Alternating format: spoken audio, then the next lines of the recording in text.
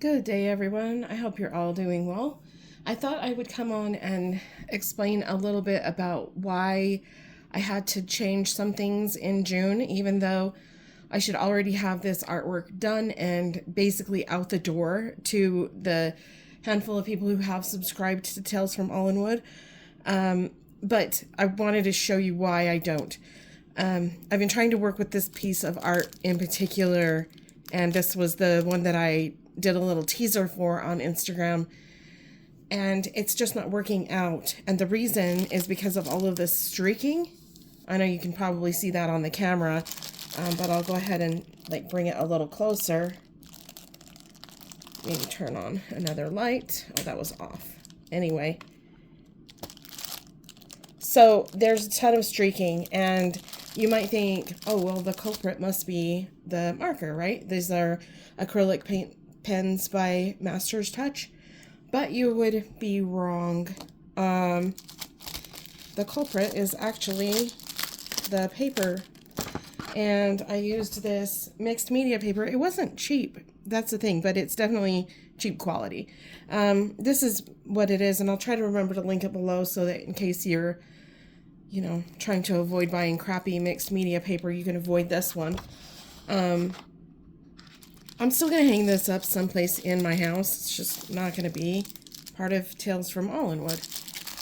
I wanted to explain what I typically use because last month's artwork came out so beautifully. I typically reach for either printer paper, but it has a tendency to get bent and messed up, even though this, see, it's all messed up, and it was in my folder and has been since the night that I drew it, because I didn't go back to that piece. This is Nina White cardstock, and it's also an unfinished drawing. I was in the middle of inking it, but it's a lot thicker. It was in the same folder right along with that one I just showed you, and other than one slight little ding on the corner here, there's nothing wrong with it. When I use Nina White, it has a tendency to come out really beautifully. So this is a color pencil drawing that I did a couple of years ago. If you're familiar with Neurographica, that's what this is. And other than one pen that I had that did take up a little bit and kind of scuff the surface, it did very beautifully. Now, I don't like those pens for that reason, because they've done it to every kind of paper I've used them on. So I just chucked it. And that was, I think, Tombow markers. They're also not waterproof. Do not recommend. Mild interruption, but okay, that's all right. We'll keep going. I was mad that I couldn't find the other piece of artwork to show you. So while I was on the phone, I was looking for it, and I found it. So here you go. Here's the difference. Let me find the other one again. Not find, pick up. I'm not that disorganized. Okay, so here's the difference. This is the original, and then this is the original. The texture is so off. I can't even describe. This one is so smooth and everything, other than a few little places where I layered some paint. This one, the whole thing, the texture is just off from start to finish, and the paint pens picked up some of the surface of the paper in a lot of places. It's all over the place. So don't buy this one. I'm telling you, I have used this for years. This is probably the, I don't know, 5th or 6th package of it that I've bought for artwork. I do use it for some other things now and then, but mostly it's to draw or paint or whatever. Do color pencil drawings. So that's what I honestly recommend. And this is kind of proof to me that you have to be really careful with what papers you choose. And since the cardstock works for me, especially for the purpose of making the art prints and everything and the stickers, Like, why not just keep using that? And then I have, let's see, some other ones I was going to kind of show.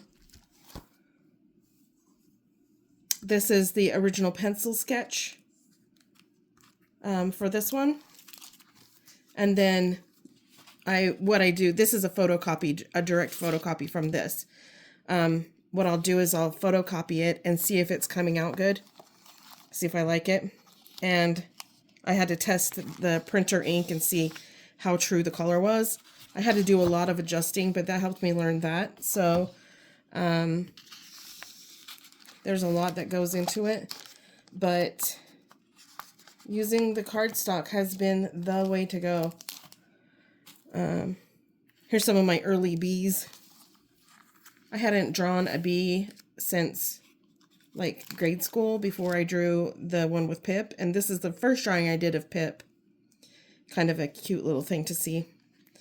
And then I don't know who this guy is, but he's somebody. That is Tovi. But a lot of the time I'll draw at work, and then I'll scale the things up to where it's more colorable. So, or, you know, easier to work with. I just do the concept at work when I'm working sites that don't care if you draw or whatever. And then a lot of the time I have these fancy pencils. This huge set of, oh, what is sticking? The eraser. But most of the time I just go for one of these, a good old number 2 pencil. So, number 2 pencil and some cheap cardstock, and there you go. That's kind of the best for me to do these kind of prints. So anyway, if you'd like to subscribe to Tales from All in Wood, the details are in my bio. Just go ahead and go to the link tree and you can check that out. Thank you.